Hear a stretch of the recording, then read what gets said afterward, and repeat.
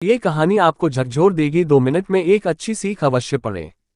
एक बार एक हैश हंस और हैश हंसिनी हरिद्वार के सुरम्य वातावरण से भटकते हुए उजड़े वीरान और रेगिस्तान के इलाके में आ गए। हंसिनी ने हंस को कहा कि ये किस उजड़े इलाके में आ गए हैं। यहाँ न तो जल है, न जंगल और न ही ठंडी हवाएं हैं। यहाँ तो हमारा जीना मुश्किल हो जाएगा। भटकते भटकते शाम हो गई तो हंस ने हंसिनी से कहा कि किसी तरह आज की रात बीता लो, सुबह हम लोग हरिद्वार लौट चलेंगे।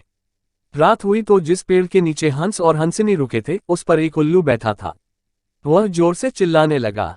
हंसिनी ने हंस से कहा, अरे यहाँ तो रात में सो भी नहीं सकते, ये उल्लू चिल्ला रहा है। हंस ने फिर हंसिनी को समझाया कि किसी तरह रात काट लो, मुझे अब समझ में आ गया है कि ये इलाका वीरान क्यों है। ऐसे उल्लू जिस इलाके में रहेंगे वो तो वीरान और उजड़ा रहेगा ही। पेड़ पर बैठा उल्लू दोनों की बातें सुन रहा था। सुबह हुई, उल्लू नीचे आया और उसने कहा कि हंस भाई, मेरी वजह से आपको रात में तकलीफ हुई, मुझे माफ कर दो। हंस ने कहा, कोई बात नहीं भैया, आपका धन्यवाद।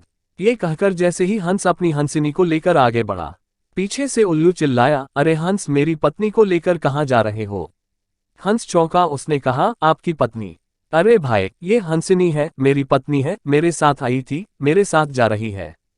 उल्लू ने कहा, खामोश रहो, ये मेरी पत्नी है।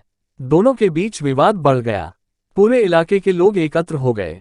कई गांव की जनता बैठी। पंचायत बुलाई गई। पंचलोग भी आ गए। बोले, भाई किस बात का विवाद है।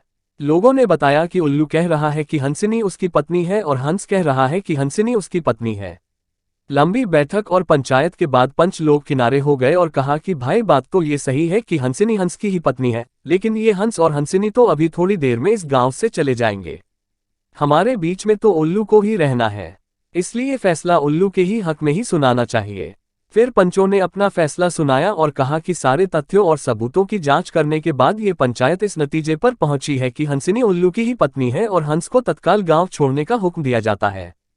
ये सुनते ही हंस हैरान हो गया और रोने, चीखने और चिल्लाने लगा कि पंचायत ने गलत फैसला सुनाया।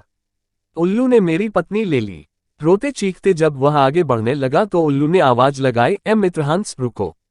हंस ने रोते हुए कहा कि भैया, अब क्या करोगे, पत्नी तो तुमने ले ही ली, अब जान भी लोगे। उल्लू ने कहा, नहीं मित्र, ये हंसिनी आपकी पत्नी थी, है और रहेगी। लेकिन कल रात जब मैं चिल्ला रहा था तो आपने अपनी पत्नी से कहा था कि यह इलाका उजड़ा और वीरान इसलिए है क्योंकि यहाँ उल्लू रहता है। मित्र, ये इलाका उजड़ा और वीरान इसलिए नहीं है कि यहाँ उल्लू रहता है। यह इलाका उजड़ा और वीरान इसलिए है क्योंकि यहाँ पर ऐसे पंच रहते हैं जो उल्लुओं के हक में फैसला सुनाते हैं। शायद इतने साल की आज़ादी के बाद भी हमारे देश की दुर्दशा का मूल कारण यही है कि हमने उम्मीदवार की योग्यता न देखते हुए हमेशा ये हमारी जाति का है, ये हमारी पार्टी का है के आधार पर अपना फैसला उल्लुओं के ही पक्ष में सुनाया है। देश की बदहाली और दुर्दशा के लिए कहीं न कहीं हम भी जिम्मेदार हैं। कहानी अच्छी लगी हो तो लाइक सब्सक्राइब जरूर करें।